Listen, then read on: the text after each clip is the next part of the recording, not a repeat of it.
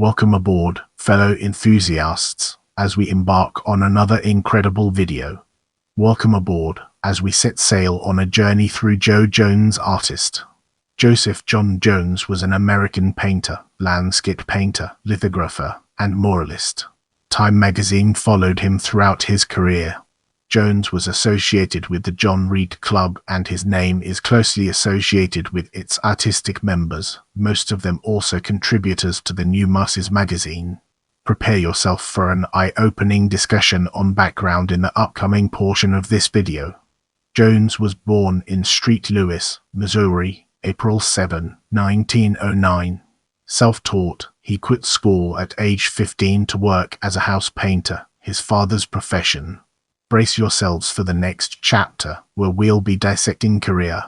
Jones worked in his native St. Louis, Missouri, until age 27, then spent the rest of his life based in or around New York City.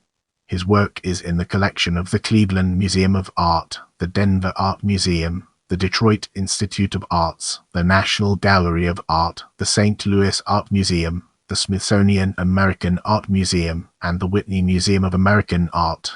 Now, let's delve into the intricacies of Missouri and explore its various aspects. Jones' experiments in painting won him a series of prizes at the St. Louis Art Guild exhibitions. Following these came a commission to paint a mural at the KMOX radio station and a solo exhibition by the Guild. In 1933, 10 patrons led by Elizabeth Green in St. Louis formed a Jo Jones Club and financed his travel to the artist's colony in Provincetown, Massachusetts. While some critics have considered his early paintings as typical of the Midwestern regionalist style exemplified by the work of Thomas Hart Benton, others have stated that he was in fact anti-regionalist. By then, Jones had only from magazines. Art historian Andrew Hemingway surmises that Jones absorbed modernist and cubist ideas also from paintings. Upon his return to St. Louis, Jones lived in a houseboat. In August 1935, Jones painted a mural series at the Commonwealth College at Mena, Arkansas. Jones painted a New Deal mural for the post office in Charleston, Missouri, titled Harvest in 1938. This mural was done at the height of Jones' fame and is a classic subject for Jones.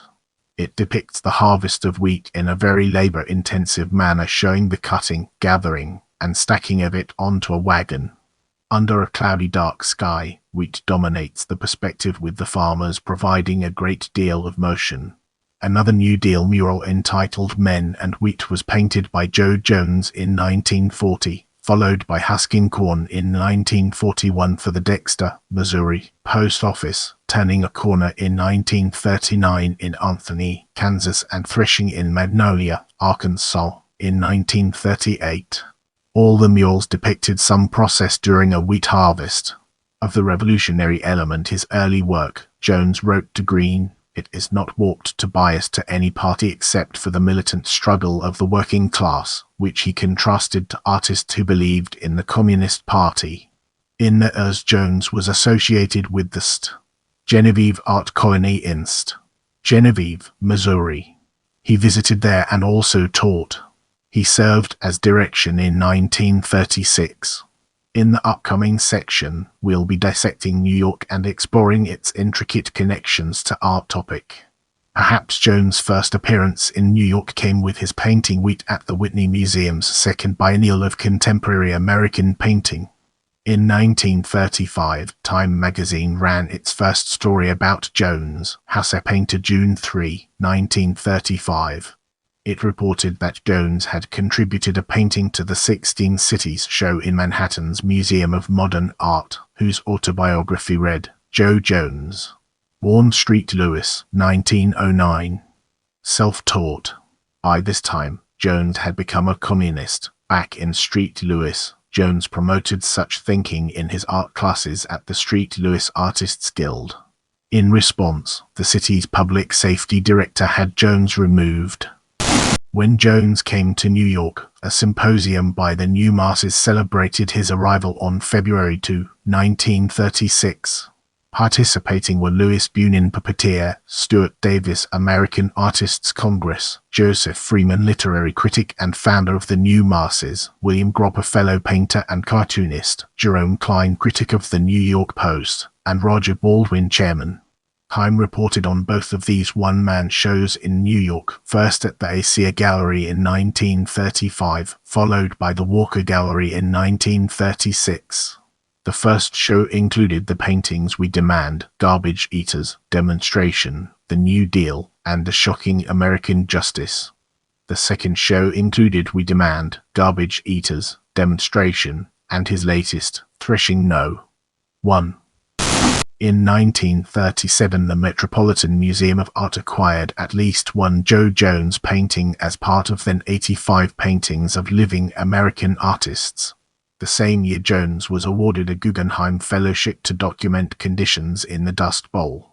His work was still being classed as proletarian in a Time article year. In 1938, and a second article on Baltimore's first exhibition of labor in art at the Baltimore Museum of Art. His mural Turning a Corner in the Anthony United States Post Office in Anthony, Kansas, was painted in 1939. Get ready for an exciting part as we dive into World War II. In 1943, Joe Jones was enlisted into the War Art Unit. Although the Army background check revealed Jones was a member of the Communist Party, the art program's chief advisor, George Biddle, supported him, stating that Jones was willing to swear that he never had any intention or obligation to disrupt the American government. Jones was assigned to the Alaska Defense Command at Fort Richardson, outside Anchorage, Alaska. With our curiosity piqued, let's embark on a dedicated exploration of New Jersey and its fascinating intricacies. By 1951, for a new show in New York, Time was reporting The Angry Man Comes Down. The paintings on exhibit show delicately colored, weary-lined pictures of beaches, towns, and harbors, without a spark of sorrow or anger in them. Jones, then 42 years old, did not want to sit on top of a reputation, had lost interest in communism, and removed class war from his paintings. He became interested in delicate lines and low-toned colors, a reaction against the preoccupation with light and shade that has victimized Western art since the Renaissance. By this time, he saw paintings as space, not objects, and sought humanism not in subject but of the line. By this time, he was already residing in Morristown, New Jersey.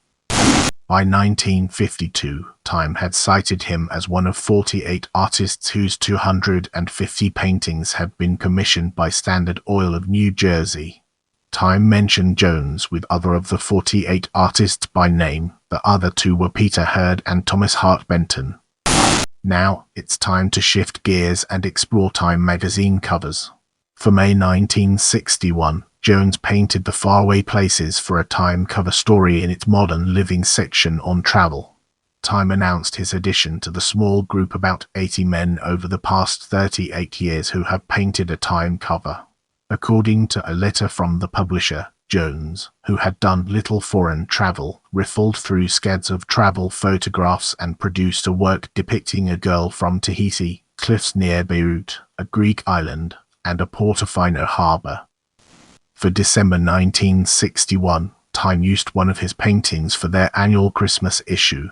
Jones based the painting on impressions of the seasonal scene in Atlanta. Let's now turn our gaze towards personal life and death and explore the fascinating connections it has to offer. In the years, Jones was a member of the John Reed Clubs. Jones died on April 9, 1963, in Morristown, New Jersey. As reported by Time, he was 54 years old. Of his early, radical work, the magazine cited American justice with the corpse of a half-naked black woman who has been raped and lynched against a background of quietly chatting Ku Klux Klansmen. For his later, softer Japanese-like style, it cited his December 1961 cover and a mural of Boston Harbor in the dining salon of the.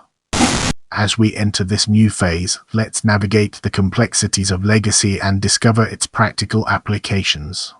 In 2010, a monograph entitled Joe Jones, Radical Painter of the American Scene was published by the St. Louis Art Museum. In 2017, the Albrecht Kemper Museum of Art held a retrospective exhibition entitled The Restless Regionalist, The Art of Joe Jones. I love hearing from you, so leave your thoughts and suggestions in the comments.